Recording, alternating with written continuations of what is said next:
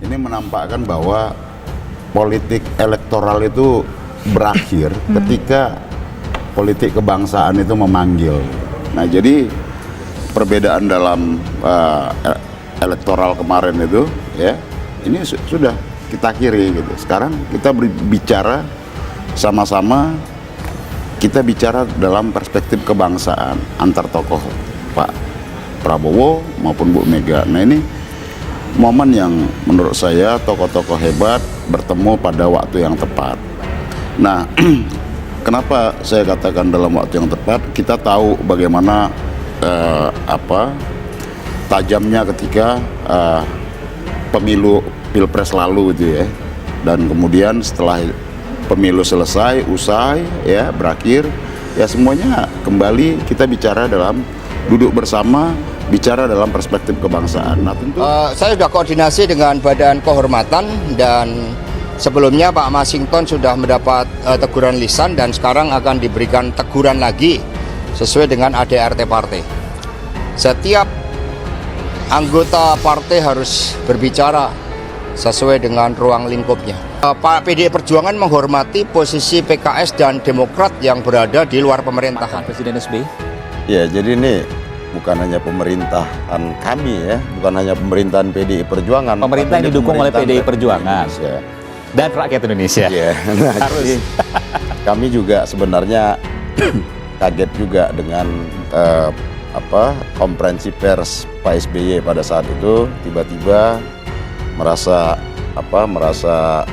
tertuduh gitu ya, sehingga mengklarifikasi kan gitu. Nah, sebelumnya kita juga kaget, ya nggak ada apa-apa, nggak ada tuduhan apa-apa sebenarnya. Ada katanya di buzzer, sosial media. Oh iya, itu kan juga analisanya juga dari sosial media, bukan analisa yang ini juga kan gitu. Dan ya. pembisik dari Pak SBY.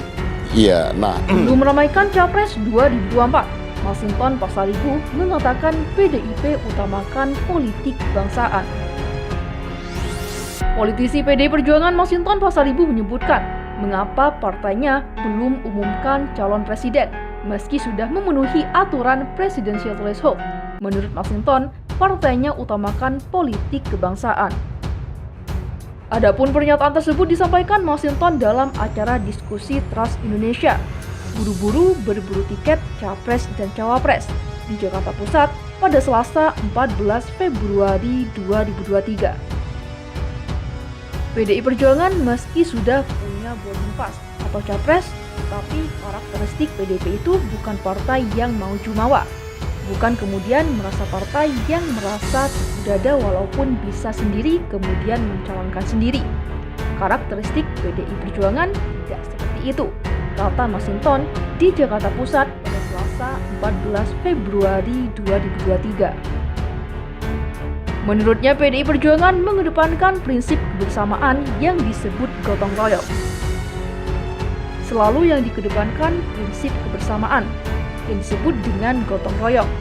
Maka PDI Perjuangan pasti selalu mendialogkan dan mengkomunikasikan gagasan-gagasan Indonesia ini kepada berbagai spektrum, baik itu parpol, organisasi di luar parpol seperti NU dan Muhammadiyah, sambungnya.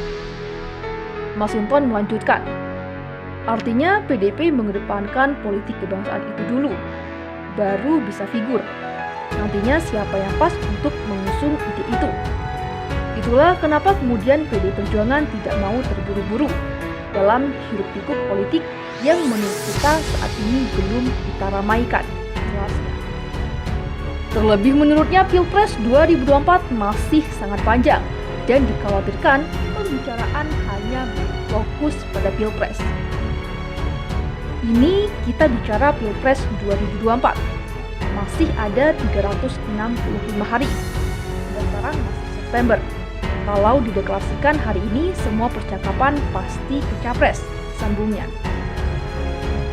Nantinya akan mengabaikan tugas-tugas negara padahal ada yang perlu dikawal sama-sama. Tugas pemerintahan ini hingga 2024 nanti.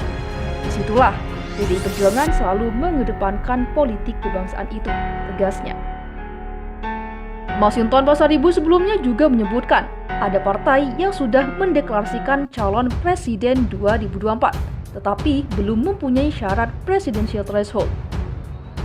Kalau kita bicara buru-buru berburu tiket capres dan cawapres, yang harus kita pahami adalah syarat 20% kursi di DPR RI, kata Masinton di Jakarta Pusat pada Selasa 14 Februari 2023. Logikanya adalah pemenuhan syarat dulu. Jadi, apa yang dilakukan teman-teman parpol yang tergabung dalam Koalisi Indonesia Bersatu dan Koalisi Kebangkitan Indonesia Raya? Tahapannya sudah benar dipenuhi dulu syaratnya, bahwa nanti akan mengusung siapa dan akan diusung capres dan cawapresnya. Syaratnya terpenuhi dulu, jelasnya. Menurut anggota DPR RI fraksi PDI Perjuangan itu, idealnya syaratnya harus terpenuhi bukan kemudian mendeklarasikan bakal calon presiden, tapi syaratnya belum terpenuhi. Yang ada orang yang dideklarasikan iya saja nanti. Harusnya ini sudah terpenuhi dulu. Kalau belum, jangan dulu. Tapi karena mungkin ketidaksabaran, iya saja, lanjutnya. Menurut Masinton, logika tersebut berlompat-lompat. Logika yang melompati aturan perundang-undangan. Tapi saya tidak tahu bagaimana pengambilan keputusannya, sambungnya. Kemudian Masinton menilai partai politik lazim mempunyai calon yang berasal dari kader atau ketua umumnya. Ia mencontohkan Golkar dengan Erlangga Hartarto dan Gerindra dengan Prabowo Subianto. Itu untuk mensolidkan parpol. Kemudian anehnya lagi, bicara perubahan, apa konsepsi perubahannya?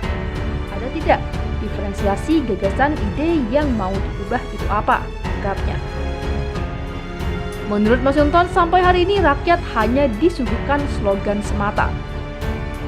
Tapi kan kita hari ini disuguhkan tagline perubahan, tapi tidak ada konsepsi perubahannya apa. Harusnya 20%-nya terpenuhi dulu. Idenya dimatangkan baru munculkan calonnya. Idealnya seperti itu, tutupnya.